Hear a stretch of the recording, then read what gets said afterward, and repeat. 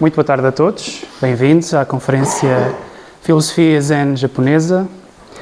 Trago-vos este tema hoje porque acho que é indicado, precisamente porque estamos a ter uma série de atividades este fim de semana dedicados à cultura japonesa e, como falava o professor José Ramos, diretor da Nova Acrópole de Coimbra, antes de começarmos o recital de poesia dos haikus, que é importante nós percebermos o pensamento que está por detrás da cultura japonesa, porque ele é só um e está um pouco manifesto em toda a cultura, em toda a arte, em todo o modo de vida japonês, no fundo.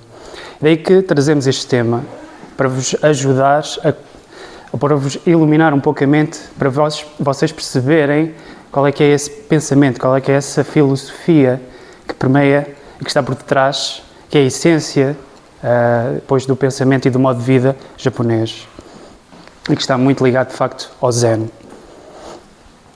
Mas antes de começarmos, eu resolvi trazer-vos um conto, porque os contos são realmente extraordinários para explicarem muitas coisas. E contos pequeninos, como são os contos do Zen, parecidos com os haikus, são excelentes para isso. Então este conto conta que um dia estava um mestre e um professor. Foram tomar chá. O professor senta-se com o mestre e o mestre Zen ia enchendo o copo de chá, enchendo a chávena de chá, aliás, e à medida que ia enchendo, ia o professor falando, tendo um discurso marcado pelas suas opiniões, pelas suas especulações, com muitas dúvidas. Enquanto isso, o mestre ia continuando a encher a chávena, até que encheu e ela começava a transbordar. E o professor: então, mestre, o que é que se passa? Perdeu a concentração de um momento para o outro? Não é um mestre Zen? E o mestre vira-se para ele e diz-lhe: pois, tal como esta chávena, tu também estás cheio de opiniões e de ideias fixas. Também tu estás a transbordar. Para eu te conseguir demonstrar o Zen, tens que esvaziar a tua chávena.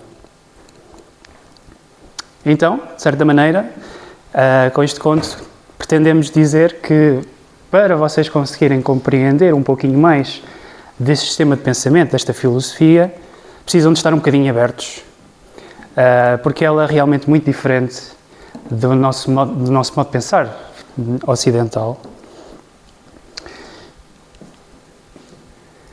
O Zen é um caminho, não é só uma filosofia, é um verdadeiro caminho de vida. A própria palavra vem do Chan, do budismo chinês. Começou por aí, aliás, começou na Índia primeiro e foi para a China e depois para o Japão. Na China chamava-se Chan e para o Japão passou-se a chamar Zen. E o Zen está dentro de um contexto de uma escola de filosofia budista que se chama Mahayana, mas que não é a única que existe dentro do budismo. Existem 3 grandes escolas do budismo, que é o Theravada, ou Hinayana.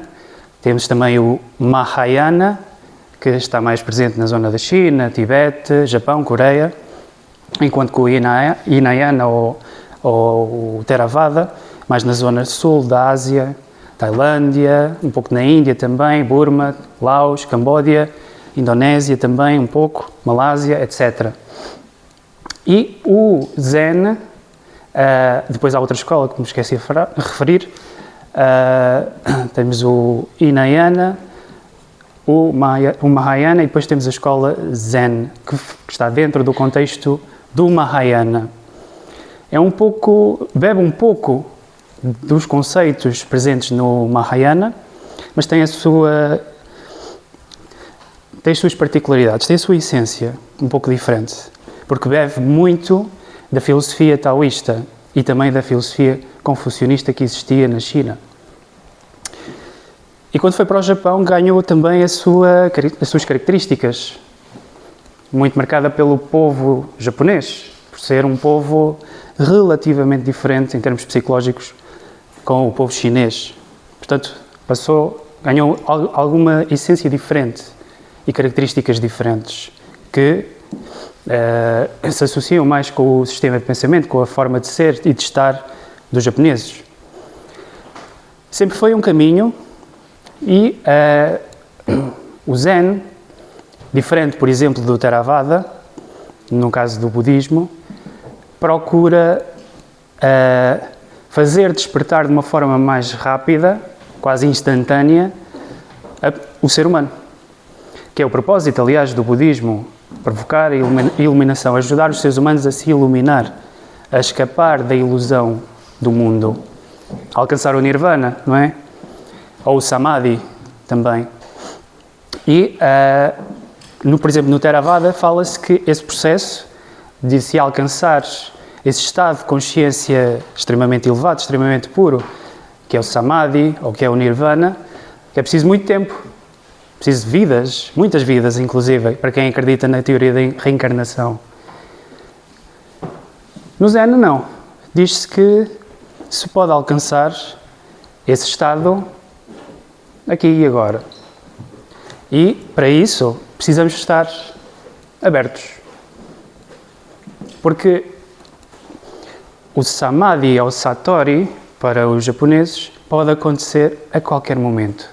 Podemos estar a varrer o chão, uma tarefa simples, e ocorre-nos uma iluminação. E alcançamos o samadhi. Ou seja, que compreendemos muito acerca de nós mesmos e do mundo. Quase como se conseguíssemos descobrir a nossa essência. Então, de certa maneira, no Zen, como isto é uma prática que procura a iluminação da forma mais rápida que se pode e que se consegue, então acaba por ser um espírito que permeia e que está presente em todas as atividades da vida do ser humano. Qualquer coisa que um japonês faça tem o intuito de ser vivido com profundidade, de forma e com presença de mente e de espírito, para que esse clique, esse insight, como se diz em inglês, não é? Ocorra. E que pode ser a qualquer momento que isso ocorre. Mas para isso é preciso que a pessoa esteja desperta. Por isso é que eu coloquei aqui esta imagem. Várias pessoas, depois na sua vida comum, e de repente acordou. E isso é o que é, no fundo, o samadhi, ou nirvana. É como um acordar. É como se estivéssemos a dormir na vida, de certa maneira, uma maneira figurada, claro, e de repente acordássemos. Acordássemos para aquilo que nós realmente somos, para aquilo que é o nosso propósito, para aquilo que é o nosso sentido da vida, no fundo. Isso é muito interessante, porque isso de facto se nota muito na vida, por quem vive realmente isso, em todos os aspectos da vida dessa pessoa. Ela o vive com intensidade, com presença, ou seja, não está propriamente alienado nas tarefas que está a fazer, ou pensar em outra coisa, não está presente, inteiramente presente. Portanto, aí está o momento do agora, é fundamental, porque é o momento do agora, porque existe um momento passado e existe um momento futuro, claro, e esses momentos existem na nossa mente, um pouco, porque pensamos e temos memórias, e as memórias referem-se ao passado, e projetamos coisas para o futuro também, daí que estamos muitas das vezes ou no futuro ou no passado, e muito raramente, mentalmente, estamos aqui, a viver este momento, com a intensidade que tem todo este momento. Quando, por exemplo, estávamos a ouvir a poesia haiku, é preciso estarmos realmente presentes para o conseguirmos absorver, porque são momentos raros, esses momentos que são vividos para quem é poeta, não é? São momentos intensos, vividos com plena presença, com plena intensidade. Por isso, então, o momento agora é muito importante. Isso não quer dizer que nós não possamos, não possamos estar nos nossos pensamentos. Costuma-se dizer, quando se está em meditação, nada de pensamentos, que é para estarmos aqui e agora, não é? Mas, quando estamos a pensar, não estamos aqui e agora também. Estamos, só que Muitas das vezes os nossos pensamentos nos levam a projetar coisas para o futuro e a pensarmos em coisas do passado. E quando nos deixamos arrastar na linha de pensamento que nos leva para o futuro ou para o passado, saímos exatamente do presente. Mas os pensamentos estão no presente. Não são coisa proibida. Devemos, aliás, sim, é isso, devemos pensar, devemos desenvolver essa capacidade mental e fazê-lo aqui com presença. Nunca perdemos, então, se é com presença que o fazemos, nunca perdemos essa linha de pensamento. Onde quer que ele nos leve, nós vamos. Portanto, não vamos para o futuro nem para o passado, mas estamos aqui e agora.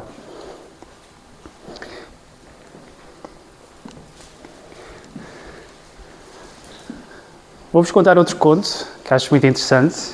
Há muitos contos cheios de filosofia, contos espirituais japoneses, que eu acho que são extremamente interessantes e filosóficos.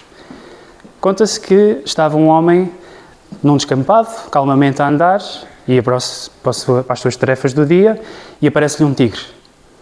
Ele foge do tigre, porque o tigre ia à direita a ele, ia o matar, e ao correr não repara que está quase a cair num precipício. Mas repara que existe, ele tinha que fugir do tigre e à frente dele estava o precipício, portanto só para o precipício é que ele podia ir. Ele repara que tem uma árvore perto desse precipício, com parte das raízes à mostra, e ele agarra-se nessas raízes e fica suspenso, quase a cair.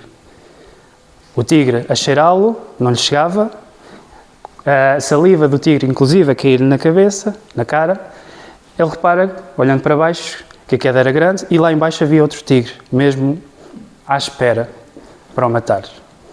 Nisto, não sabendo muito o que fazer, repara ainda que havia dois ratos que estavam, um preto e um branco, que estavam-lhe a roer a raiz do qual ele estava a segurar-se, não é? Ou seja, prestes a cair. Poucas eram as opções que ele tinha de sobrevivência naquele momento. Mas de repente ele olha para o lado e vê um morango. Pega no morango, come o morango. Que doce é esse sabor. E termina aqui o conto. Estranho. Quer dizer, está quase a morrer, devia estar a pensar como é que devia de sobreviver e vai comer um morango. Bom, ok, se calhar experimentar a última coisa doce antes de morrer. Se calhar foi isso que ele pensou. Mas vale a pena só por causa de um morango? Também não é? Se fosse uma nota de 500 euros, não sei. Algo melhor, mas um morango? Mas é interessante, porque, de certa maneira, naquele momento em que ele muitas das vezes devia de estar a pensar o que é que ele havia de fazer no futuro, a pensar naquilo que ele tinha vivido e se tinha vivido bem, não, ele escolhe viver o momento do agora, intensamente. Ou seja, experimentar o morango e saber realmente a última oportunidade que ele teve de saborear o morango, como ele deve ser saboreado, que é uma coisa que fazemos muito raramente, não é? Já alguém saboreou verdadeiramente o morango? Eu digo que não. Porque tem toda uma intensidade incrível. É um momento irrepetível. E ele escolhe viver nesse último instante de vida, escolhe vivê-lo intensamente.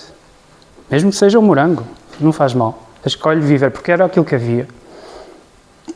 Então isso é interessante. A forma de pensar deles, ou seja, eles não querem saber do futuro e do passado, eles querem vivê-lo agora, com tudo aquilo que vem, com tudo aquilo que tem. Claro, é isso que eles querem, no fundo, é alcançar esse momento irrepetível e esse estado de consciência que é o Satori, que pode ocorrer, como eu dizia, a qualquer momento. É algo profundo, como se fosse uma revelação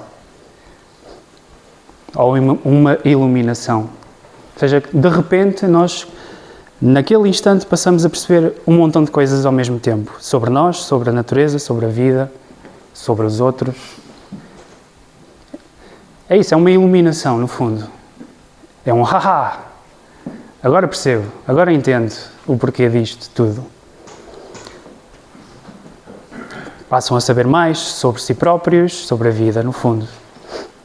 Também, outra palavra, o Kensho, que isso já se refere à tomada de consciência da sua verdadeira natureza. Isso é uma teoria que existe no Mahayana, de que, no budismo, no caso, de que os seres humanos têm todos uma natureza só, que se chama a natureza Buda, ou búdica, que é aquilo que nós, no fundo, somos, essencialmente. E quando nós percebemos isso exatamente, tomamos consciência disso, experimentamos-lo, inclusive, ou seja, deixamos de acreditar que somos só um corpo com uma mente, mas que, na verdade, por detrás disso tudo está algo misterioso e o experimentamos. Isso é quase como uma revelação, isso é uma iluminação, isso muda a nossa vida de um momento para o outro. Essa tomada de consciência, isso é um pouco desse estado de consciência do Satori, que pode, mais uma vez, ocorrer em qualquer momento e em qualquer atividade da nossa vida. Existe outro conto muito interessante, que, como os contos zen, há sempre um mestre, ou quase sempre um mestre, lá misturado pelo meio, e este mestre estava a caminhar no seu mosteiro, que tinha vários discípulos, e havia um discípulo que estava a meditar. Já há várias horas que ele estava a meditar. O mestre vai lá, fala com ele e pergunta-lhe: o que é que tu estás a fazer? E ele diz: eu estou a tentar transformar a minha mente como a mente de Buda. Se me perguntassem, excelente resposta. Mas o mestre, deixa-me cá fazer-lhe uma prova. Como todos os mestres querem sempre fazer provas, que é para ver se realmente a pessoa está no nível em que está a dizer que está. Então, o mestre vai buscar uma telha e uma lixa. Vai para o pé do discípulo e começa assim a fazer barulho e a lixar a telha. E nisto, fazer tanto barulho, o discípulo queria se concentrar, estava a meditar profundamente, queria ver se conseguia pôr a sua mente como a mente do Buda, e assim não conseguia. Então para o que está a fazer e vai perguntar ao mestre: mestre, o que é isto? Está a fazer tanto barulho? Eu quero me concentrar e o senhor não me deixa. O que é que você está a fazer? E ele diz-lhe: então, eu estou a tentar transformar esta telha num espelho. E o discípulo: como assim? Não vale a pena, quanto mais, não importa quantas vezes tente, esta telha nunca vai ser um espelho. E o mestre: pois, também tu, não importa quantas vezes tu continuas a meditar desta maneira, não vais conseguir transformar a tua mente na mente de Buda. E eu: diz o tipo: agora já percebi. Então, mestre, como é que eu tenho que fazer? Qual é que é a solução? Ele diz: pois então, se tivesses uma carroça com cavalos, o que é que tu fazias para que ela andasse se ela estivesse presa? Batias na carroça ou batias nos cavalos? Ora, claro que batia nos cavalos. Pois, aí está, diz o mestre. Como é que tu vais fazer para que atinjas a iluminação? Vais bater no teu corpo ou vais desenvolver o teu espírito? Claro que vais desenvolver o teu espírito. Como é que vais desenvolver então esse teu espírito? Pois desenvolvendo uma vida refletiva, não é? Purificando-te, procurando o sentido mais profundo da vida. Não vale a pena estares a continuar nesse martírio, não é? Nesse sacrifício inútil do corpo, como estás a fazer. Pois então, é isso que de facto o discípulo queria. Queria alcançar o Satori, mas desta forma, como ele fazia, não ia nunca conseguir. E aí está, os mestres são sempre muito muito no ponto, sabem sempre bem o que dizer, no momento certo, aos seus discípulos. Aqui só falar um pouquinho acerca da natureza de Buda, que é um conceito, como diz aqui, complexo. Refere-se àquilo que nós realmente somos para o Zen budismo. É aquilo que está, no fundo, escondido dentro de nós, como se nós estivéssemos a dormir para esta natureza, para esta nossa natureza mais profunda, que é aquilo que nós realmente somos. Há 3 pontos que eu pus aqui. Refere-se à natureza de Buda como a ausência do eu, neste caso do eu pessoal, da personalidade, que é um eu construído, falso, que nós vamos ter, que está ligado às nossas emoções, às nossas percepções, aos nossos pensamentos, àquilo que nós achamos que nós somos. Ou seja, isso é uma construção que vai se desenvolvendo à medida que vamos vivendo, que nos vamos conhecendo ao nível da personalidade. Mas por detrás disso estaria então a natureza de Buda. Como um potencial inato, todos nós, todos os seres, inclusive, se fala no budismo Zen, todos nós temos natureza Buda, inclusive as pedras, as plantas, os animais, etc. Tudo tem esse potencial de se tornar Buda, no fundo, ou iluminado, ou alcançar o máximo do seu potencial enquanto ser. E natureza Buda como uma mente pura e luminosa.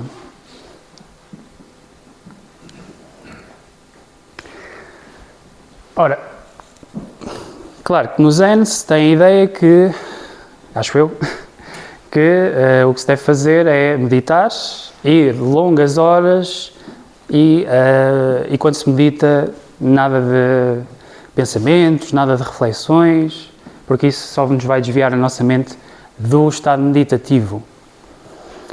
E, em parte, existem algumas práticas de meditação que são úteis, que fazem isso, mas é importante também desenvolver o poder do raciocínio, o poder da análise, o poder da reflexão. E isso era conhecido e praticado também no Zen, através dos koans, que tinham dois lados, procuravam, por um lado, desenvolver essa mente, esse poder de reflexão, esse poder de análise mental, e, por outro lado, ir além das capacidades da mente concreta, não é? Ou seja, para desenvolver uma reflexão mais abstrata, porque há conceitos que são extremamente abstratos e com uma mente puramente racional não são perceptíveis. Portanto, é, no fundo, quebrar algumas barreiras mentais no discípulo para que ele consiga ir além um pouco da mente, por vezes, e perceber um pouquinho mais, por exemplo, com a imaginação ou com a intuição. Okay? E isso é importante, isso era importante também no Zen. E então, muitos destes koans serviam para isso, como por exemplo aquele, duas mãos batem palmas e ouve-se um som. Qual é o som de uma mão? Pois isto racionalmente nunca vamos lá. Qual é que é o som de uma mão? Não há som. Lá está, é isto. Ou seja, isto eram enigmas que os mestres procuravam dar aos seus discípulos para os fazer refletir mais e ir além de algumas barreiras mentais, de alguns paradigmas mentais que eram demasiado restritos e fechados. Para os fazer desbloquear, lá está esse poder de intuição interno.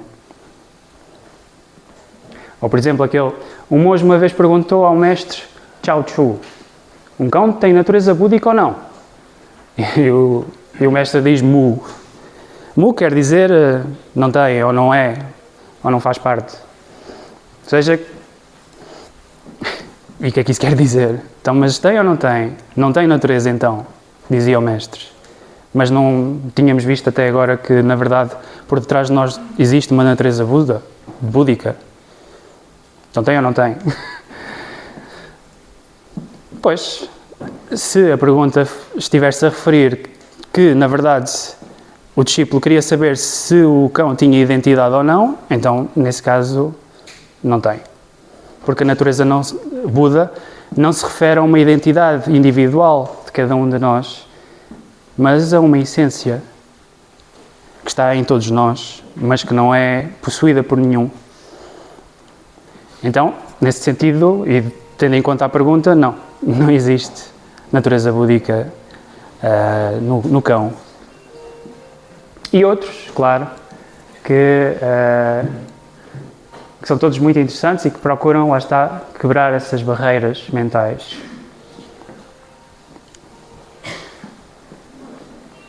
Samsara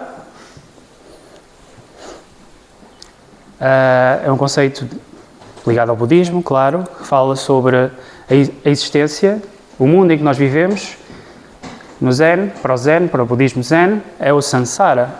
É uma espécie de uma ilusão, é um ciclo fechado. Refere-se também, por exemplo, ao ciclo das encarnações constantes. No fundo, no budismo Zen, o que se procura é escapar-se, sair-se do samsara, porque o samsara leva à constante encarnação, não é? A morte, renascimento, que leva que é infinito e que nunca para, até que o ser humano se consiga libertar desse ciclo, consiga alcançar o nirvana, não é? Existe um conto muito interessante que fala sobre isto, que era o de Uike e Bodhidharma. Bodhidharma, que tinha sido o monge que trouxe, ou um dos monges que trouxe o budismo para a China. O budismo já existia na China, só que ele trouxe uma linha original, que depois veio a ser então o Chan, e depois no budismo, no Japão, o Zen. Ele esteve então na China e divulgou esses ensinamentos do budismo, só que ele era muito reservado e vivia numa gruta. Passava muitos anos a viver nessa gruta e meditava o dia todo. E houve um general, que era o Ike, que resolveu ir ter com ele, porque este general já tinha vivido muito, tinha já alcançado muitas vitórias, muitas glórias, já tinha realizado praticamente tudo aquilo que ele tinha proposto para si mesmo. E agora sentia que já não havia mais nada para fazer, para alcançar. Estava quase numa crise, não é? Uma crise interna. O que é que eu faço agora? Eu já fiz tudo, já experimentei tudo. E agora? Qual é que é o sentido da minha vida? Então ele foi ter com este mestre, Bodhidharma, e claro, com estes mestres Zen, nunca aceitam os seus discípulos à primeira. Ele teve que ficar lá, à espera, vários dias, e estava a cair neve, e ele já quase coberto de neve, e só quando estava coberto de neve, quase à cabeça, é que o mestre, Bodhidharma já, ok, vamos lá ver o que é que ele quer, afinal. Se ele aguentou até agora, é porque ele quer mesmo saber. Então, foi lá e perguntou-lhe, então, o que é que se passa? O que é que tu queres, Uike? E ele disse, mestre, eu já vivi tudo aquilo que tinha para viver, eu já não sei mais o que fazer. Por favor, tira-me do samsara. E o Bodhidharma diz-lhe, quem é que te colocou aí? E ele percebeu com esta a simples resposta que na verdade tinha sido ele mesmo, a pôr-se no samsara, a colocar-se no seu ciclo infinito. Porque no fundo, para a filosofia Zen, do budismo, nós somos os responsáveis de tudo aquilo que nós colhemos na vida. E se nós estamos neste ciclo de vida e estamos aqui vivos, é porque merecemos estar, é porque merecemos ser o que somos. E portanto, os únicos que nos colocaram nesta situação em que estamos, somos nós. Somos nós os responsáveis. E o que é que nos pode tirar de lá? Também somos nós. Temos então que nos esforçar. Então isso é interessante. Acerca do samsara. Só nós é que podemos sair do samsara. Podemos sair deste ciclo. E é isso que se procura, no fundo, com o Zen. É que essa estadia no samsara seja o mais breve possível. E para sair mais rapidamente possível, vivendo intensamente aquilo que estamos a viver agora, com tudo aquilo que tem. O Nirvana, claro, importante mencionar, é que se procura, como eu falava também, é um outro conceito complexo. E há um outro conto que eu trouxe, porque hoje os contos eu acho que são excelentes para transmitir imensas ideias. Um outro conto também de um mestre, e desta vez um samurai. O samurai foi ter com um mestre e perguntou-lhe, mestre, o que é isso do céu e do inferno? Porque ele pensava, aquele mestre deve saber tudo, deve saber de certeza responder acerca disto, do céu e do inferno. Então, o mestre, claro, percebeu-se das dúvidas, que eram dúvidas realmente importantes para este samurai, submete-o a uma prova. E diz-lhe assim: mas que burro! Que pergunta é essa? Tu já devias saber estas coisas. Que imbecil, que tolo, que tosco. E o samurai, o quê? Começa a tirar da espada, quase a cortar-lhe a cabeça e o mestre diz-lhe: abriram-se as portas do inferno. E o samurai percebe-se do que é que se estava a passar e da sabedoria do mestre, volta a embainhar a espada, prostra-se sobre o mestre e o mestre diz-lhe: abriram-se as portas do céu. Ou seja, isto porquê do céu e do inferno? Porque, no fundo, esse conceito para o budismo do céu e do inferno significa que ele existe não fora, não é um lugar, um estado fora de nós, mas sim dentro de nós. E isso pode ser alcançado aqui. Nós podemos viver agora, mentalmente, psicologicamente, fisicamente, numa espécie de um inferno, com as nossas ações, com as nossas escolhas. Ou então num céu também. Isso depende de nós também. Então, para o budismo, isso não se trata de um lugar especial. E, relativamente ao céu, o nirvana também não é um céu, ou é uma espécie especial de céu também, nesta filosofia. Mas é além do céu, porque é uma espécie de uma extinção. E, ao mesmo tempo, uma plenitude. Ou seja, quando o ser humano já não tem mais nada para fazer. Enquanto ser humano, já completou tudo aquilo que devia de fazer. E, portanto, já não há mais céu, já não há necessidade de estar num paraíso e de viver bem, não. Ele já fez tudo, já experimentou tudo, já não há mais nada para fazer. Portanto, alcança então o nirvana. Portanto, o nirvana está além desta dualidade céu e inferno.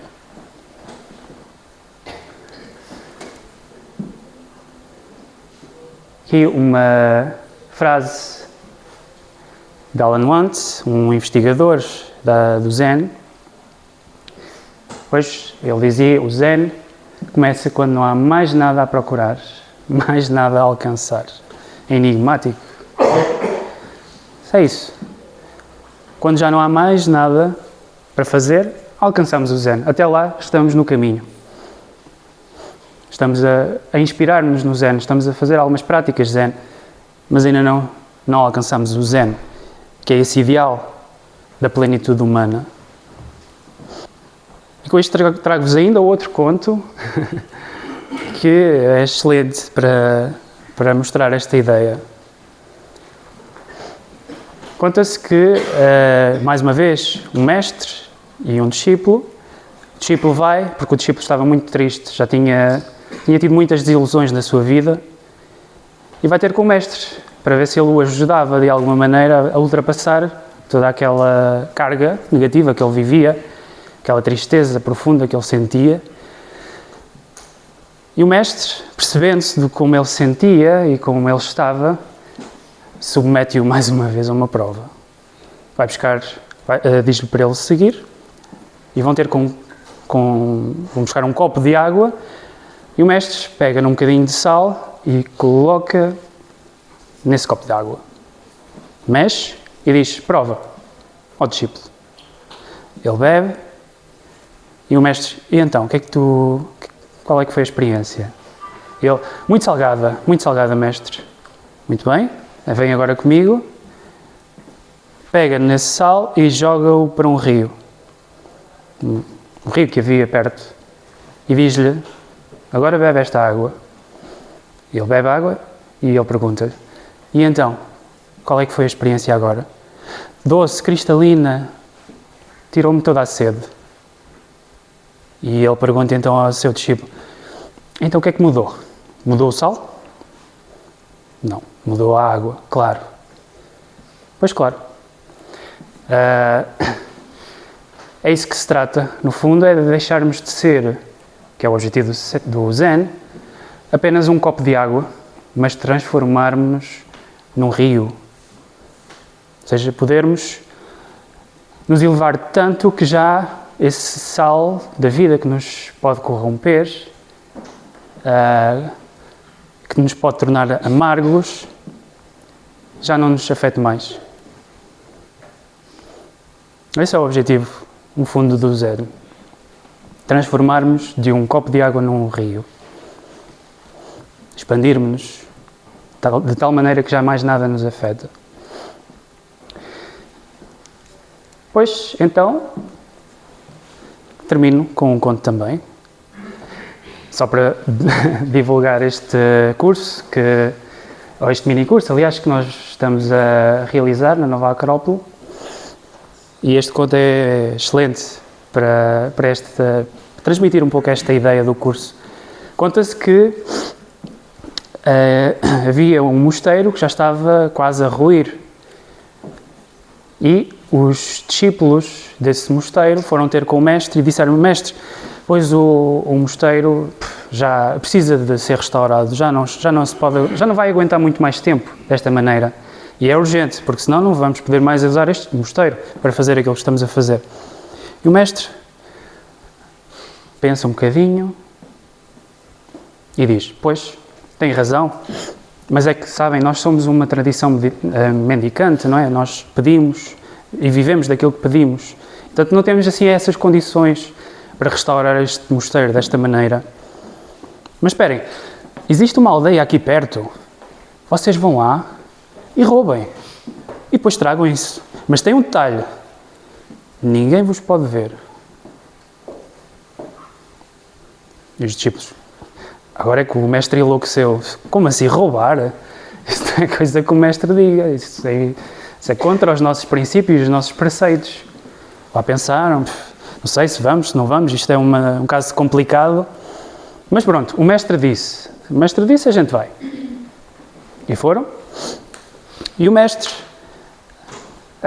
faz a sua rotina, vai em direção, depois de ver se está tudo ok no mosteiro, vai para o seu quarto e vê um jovem a varrer o mosteiro. Não tinha ido. O mestre vai lá ter com ele. Então, eu não disse para... Tu não ouviste o que eu disse? Não disse para tu ires roubar ali a aldeia? Ele disse: sim, eu ouvi. Então, porquê é que tu não foste? Mestres, eu ouvi o que o mestre disse, só que o mestre disse que ninguém me podia ver. E eu estou-me a ver o tempo todo, por isso não fui. Ou seja, ele tinha consciência própria, não é? Ele estava-se a ver a si próprio. Mas ninguém o estava a ver, ele estava-se a ver, pelo menos. Ou seja, ele doeu-lhe demasiado na consciência estar a fazer algo. Ele próprio estava a ver o que é que ele estava a fazer. Ou seja, é isso. Com este curso, no fundo, é isso que procuramos fazer-vos desenvolver. A consciência própria do bem e do mal. E, pois, não mais terem que fazer as coisas porque vos dizem para fazer ou dizem para não fazer, mas vocês próprios terem essa noção e esses princípios dentro de vós. Fazerem aquilo que está certo, aquilo que é correto, aquilo que é responsável de fazer, mesmo quando ninguém está a ver. Não é? Então, é isso que eu vos convido, depois, neste curso, um pouco da filosofia oriental e um pouco da filosofia ocidental também. E muitos destes temas que eu abordei aqui nesta conferência, nós vamos aprofundar nele. Obrigado.